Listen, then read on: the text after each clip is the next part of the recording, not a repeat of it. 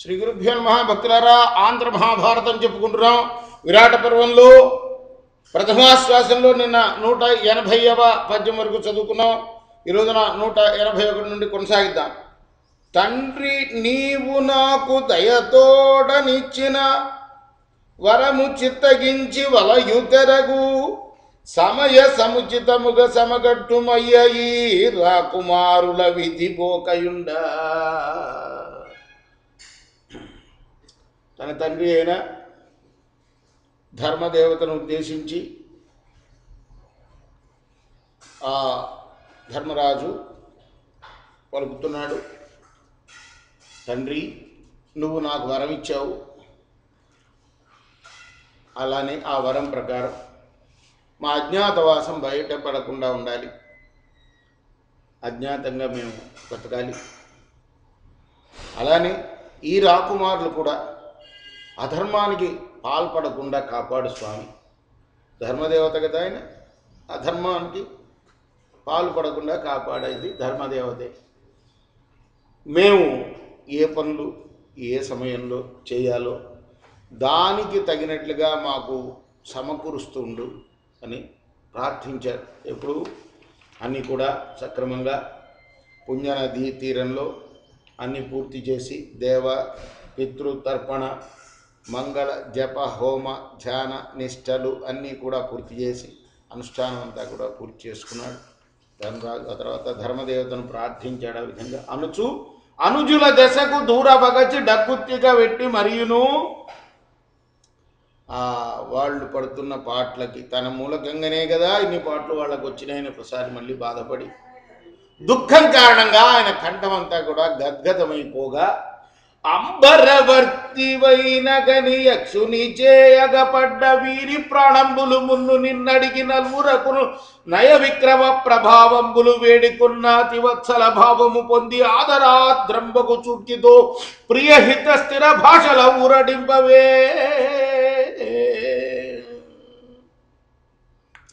ఆ రోజున ఆకాశంలో యక్ష రూపంలో ఉన్న నిన్ను చూశాను ధర్మరాజా. యక్షుడి ఆ ప్రాణాలు మీరు యక్ష రూపంలో ఉన్నప్పుడు నా తమ్ముళ్ళ ప్రాణాలను నేను అడిగాను.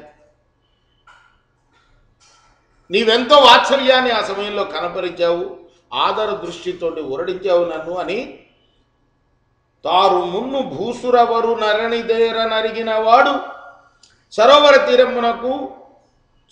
తీరంబున తనకు ధర్ముండు చేసిన మన్నన తోప గతించిన చరిత్ర అంతా కూడా అదే విప్రుడిని యొక్క అరణి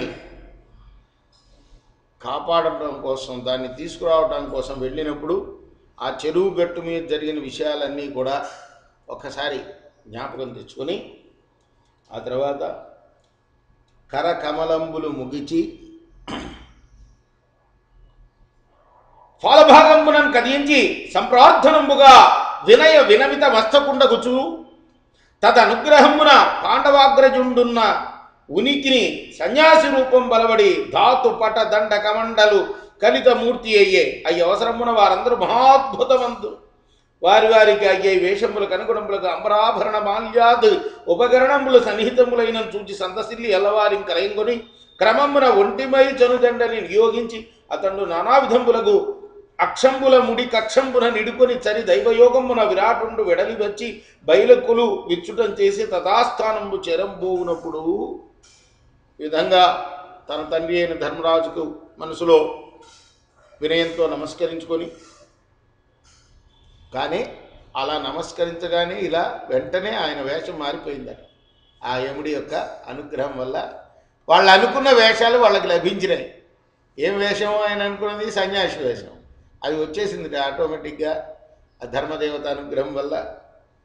ఆ తర్వాత అందరికీ కూడా పాండవులందరికీ కూడా వాళ్ళ వేషాలు వాళ్ళకి ఆటోమేటిక్గా వచ్చేసినాయి ధర్మరాజు కృప వల్ల. ఇటువంటి మనకు తెలియని విషయాలు చాలా ఉంటాయి. సాధారణంగా ఏవో సినిమాల్లో అవి చెప్పుకున్నవే, కానీ ఇటువంటి చిన్న చిన్న విషయాలు మళ్ళీ మనం ప్రత్యేకంగా ఒక్కొక్క పద్యం చదువుకుంటేనే తెలుస్తుంది. యమధర్మరాజు యొక్క అనుగ్రహం వల్ల ఆయన ప్రార్థించేటప్పటికి ధర్మరాజు ఆ విధంగా మార్చేసేట వీళ్ళని ఆయన. అయ్యా నువ్వు ఆ రోజున వరం ఇచ్చావు కదా, మా వేషాలు బయటపడకుండా ఉండేటట్లుగా మా రూపాలు నువ్వు మార్చాలి అనంగానే వెంటనే వాళ్ళ రూపాలు, అసలు రూపాలు కనపడని విధంగా చక్కగా కొత్త రూపాలన్నీ వచ్చేసినాయి వాళ్ళకి. వాళ్ళ వేష భాషలు అన్నీ కూడా మారిపోయినాయి అన్నమాట. అందరినీ చూసేప్పుడు ధర్మరాజు అన్నారు, మీరు అందరు కలిపి వెళ్ళొద్దు, మనం ఎవరికి వాళ్ళమే బయలుదేరుదామని ఆజ్ఞాపించాడు. తాను మాత్రం సంఘలో 5 కిలో మూటను పెట్టుకొని బయలుదేరాడు. ఆ ధర్మరాజు ఆయన విరాటుడి యొక్క ఆస్థానం సమీపిస్తుండగా మహారాజు కొలువై ఉన్నాడప్పుడు దబ్బుల చూచి మత్స్యవసుధాపతి చను తెంచుచున్నవాడెవడో. ఆ రోజున ఆయన సభ లోపల కొలువు తీరలేదుగా రాజు, సభ బయట కొలువు తీరి ఉన్నట్ట. విచిత్రం, అది దైవయోగము అని అంటున్నాడు. అందువల్ల అల్లంత దూరాన దప్పుల చూచి మత్స్యవసుధావతి చను తెంచుచున్నవాడెవడో, నాదు చూట్కులకు ఎంత యొబ్రేగయి తోచే ఎట్లి తండ్రి విధి పొందెనో, జగములెల్లను ఎలగ చాలు తేజము ఆ ముగ్గురతోడి జోడియకు మూర్తి యతీంద్రుని ఒప్పుకంటిరే. దూరం నుంచి చూసి ఈ సన్యాసి ఎంత తేజస్సుతో వెలిగిపోతున్నాడు, త్రిమూర్తుల కన్నా ఎక్కువ కాంతిగా కనపడుతున్నాడే, త్రిమూర్తులకు సమానమైన కాంతి ఈయన రూపంలో కనపడుతున్నది, యతీంద్రుడిలాగా ఉన్నాడు, గమనించారా అన్నాడు సభికులతోటి. కరచరణాజంకంబులే లోకరత్న భూషణ ప్రకరంబు పొందు దొరగే, ఉభయ పార్శ్వంబుల నిభగటలే లోకో చనుదేవు సమదాళి సమితి మిరయా, పాయుతొలంగు మంచాయత వేత్రహస్తుల మొత్త ఏ లోకో తొడరాదు, ధవళాత పత్రములు తరచుగా ఏ లోకో పట్టరు మౌక్తిగా ప్రభలు వెలుగా, ఇతడు రాజగు రాజను ఇంత మాత్ర కాదు, మూర్ధాభిషక్త వర్గంబు తనదు చరణ యుగ్మంబు కొలిగింపజాలు, సార్వభౌమపతికి పదవికి తగిన భంగి వాడు. నాకు చూడంగానే విరాట్ రాజు అంటున్నాడు, ఈయన సన్యాసి కాదు రాజు అనిపిస్తుంది నాకు. అంటే ఆ ముఖ వర్చస్సు చూసి ఆయనకి రాజులాగానే అనిపించింది ధర్మరాజును చూడంగానే. ఆ చేతులు మొదలైన ప్రదేశాల్లో ఉండే ఆభరణాలన్నీ తీసి వచ్చినట్టుగా ఉంది నాకు. మరి ఇంత తేజస్శాలి వస్తుంటే అటు ఇటు వేత్రహస్తులు లేరేమిటో. వేత్రహస్తులు అంటే బెత్తాలు పట్టుకొని ఉంటారు, జరగండి జరగండి జరగండి. మన దగ్గర ఇప్పుడు పోలీసులు వస్తుంటారు కదా, పెద్ద ఆయన వస్తుంటే పరకాయ జరగండి పరకాయ, అలా అన్నమాట. అలానే ముత్యాల కాంతులు వెదజల్లే గొడుగులు, వెళ్ళ గొడుగులు పట్టడం లేదు ఈయనకి ఎందుకో అని అనుకుంటున్నాడు.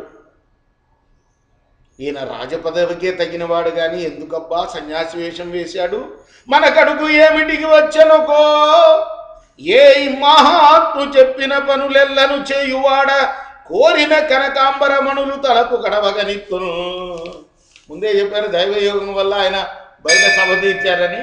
అట్లానే ఈ మనసులో కూడా అనిపిస్తుందిరా, ఈయన మన దగ్గరికి ఎందుకు వస్తున్నాడో ఏమో, మహాత్ముడిలాగా ఉన్నాడు, ఇతరు ఏమి అడిగితే అవన్నీ చేస్తాను నేను అని ముందే నిర్ణయించుకున్నట్ట విరాట్ రాజు.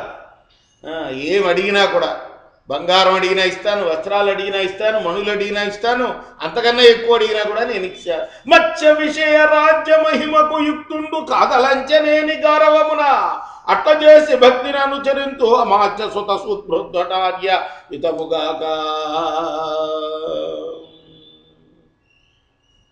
ఒకవేళ ఈ మత్స్య రాజ్యాన్నే పరిపాలిస్తానన్నా కూడా గౌరవంగా ఇచ్చేసి ఆయనకి భృత్యుడుగా నేనుంటాను అనుకుంటున్నాను అని సమస్త జనంబులు తద అభిముఖములై భక్తియుక్తి ప్రత్యుద్ధానంబు చేయం తానును గద్దియ డిగ్గి ఎదురుసని నమస్కరించి అతని ఆశీర్వాదములు గైకొని సగౌరవముగా తోడుకొని చనుదించి సమంచిత సమున్నతాసమున ఉనిచి వినయావనతుండయి వెంటనే సింహాసనం నుంచి దిగాడు, ఆయనకి ఎదురేగాడు.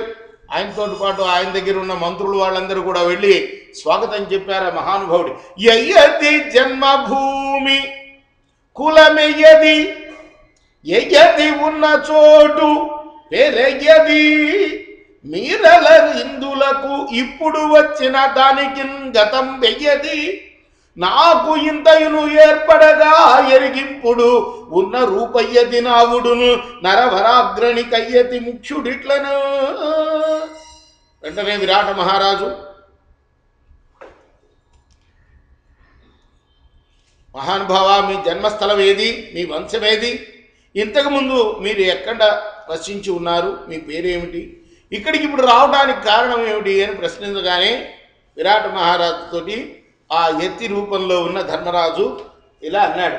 ఉన్న రూప పలుకు అన్నరులెక్కడ కలరు తోచినట్లు పలుకు పలుక అయిన చందమయ్య అంత్య కాకంత పట్టి చూడగలరే ఎట్టివారు. చూడండి ఎలా చెప్తున్నాడు సమాధానం. ధర్మరాజు కదా, ఉన్నది ఉన్నట్లుగా చెప్పే మనుషులు ఇప్పుడు ఎక్కడున్నారయ్యా ఈ రోజుల్లో? వారికి తోచిన విధంగా మాట్లాడే వైరమే కనిపిస్తుంది, కానీ ఎవరైనా ఎటువంటి వారైనా అంతగా పట్టి చూస్తారా అని మందహాసంబు చేయొచ్చు. మరియును నానావిధ భూతమయముమే అతి చంచలము మనము మేకొని ఇక్కంబే నరునకు చెల్లింపంగానకు సత్యంబు నడపు క్రమమట్లుండను అని వేదాంతం మొదలుపెట్టాడు. పేరు చెప్పకుండా, ఊరు చెప్పకుండా. అడిగిన ప్రశ్నలు దేనికి సమానం చెప్పలా. ఈ రోజుల్లో ఉన్నది ఉన్నట్లుగా చెప్పారే వాళ్ళ ఎవరయ్యా అంటూ. ఈ శరీరం పంచభూతాలతో కూడింది. ఇక మనసు అనేది అసలు నిలకడలేని వస్తువు. వీటిని ఆధారంగా చేసుకుని సత్యం చెప్పడం అనేది ఎవరికి సాధ్యమయ్యా ఈ రోజుల్లో అనుచు మత్స్య మహాబలిని అవలోకించి ద్విజుడా గురు విషయ జాతుడా సుజన ప్రియుడైన ధర్మసుతు సకుడా పరివ్రజనాశ్రమ కలితుండ మనుజ వల్లభ యోగ్య బహు వినోదకరుండను. రాజా, నేను ద్విజుణ్ణి, కురువంశంలో జన్మించిన వాణ్ణి. ద్విజుడు అంటే ఉపనయనం అయిన వాడిని ద్విజుడు అంటారు. మళ్ళీ పుట్టడం అన్నమాట. అది 2 జన్మలు వాడికి. ఉపనయనం కాకముందు ఒకటి జన్మ, తర్వాత ఒక జన్మ. అది క్షత్రియులకి, వైశ్యులకి, బ్రాహ్మణులకి ద్విజులు అంటారు. ముగ్గురిని కూడా, కేవలం బ్రాహ్మణులే కాదు. అందుకోసం అక్కడ అబద్ధం ఏమన్నా ఆయన. నేను ద్విజుణ్ణి, కురువంశజుణ్ణి, ధర్మరాజుకు స్నేహితుణ్ణి. అయితే ఇప్పుడు సన్యాసాశ్రమం స్వీకరించిన వాణ్ణి. అంతేకాదు రాజులకు వినోదం కూడా కల్పిస్తూ ఉంటాను నేను.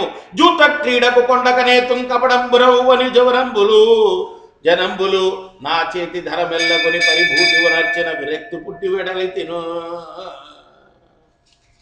జూదం బాగా ఆడేవాడిని నేను. నా చేతిలో ఉన్నవన్నీ వదిలించుకున్నాను. అందువల్ల ఇలా సన్యాసిగా మారిపోయాను. ఇది కూడా నిజమే కదా.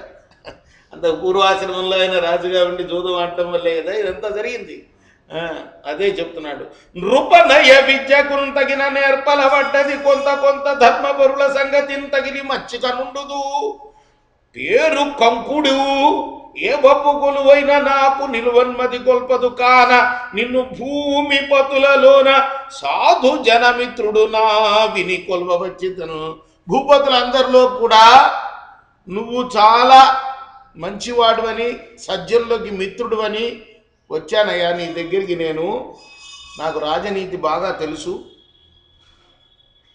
ఆ నీతికి చాతుర్యం కూడా జోడించి నేను రాజనీతిని అడుగుతాను. ధార్మికులైన వాళ్ళతోటే స్నేహం చేస్తాను నేను. నా పేరు కంకుడు అంటారు. నేను నీచమైన సేవలకు ఒప్పుకోను. నేను అట్లాంటి కొలువుల్లో నేను ఉండను. నువ్వు చాలా గొప్పవాడివని, ధర్మబుద్ధి గలవాడివని, మంచి స్నేహం ఇచ్చేవాడని తెలుసుకుని నీ దగ్గరికి వచ్చాను అన్నాడు. రేపు మనం 198వ పద్యం నుండి కొనసాగిద్దాం. కృష్ణార్పణమస్తు.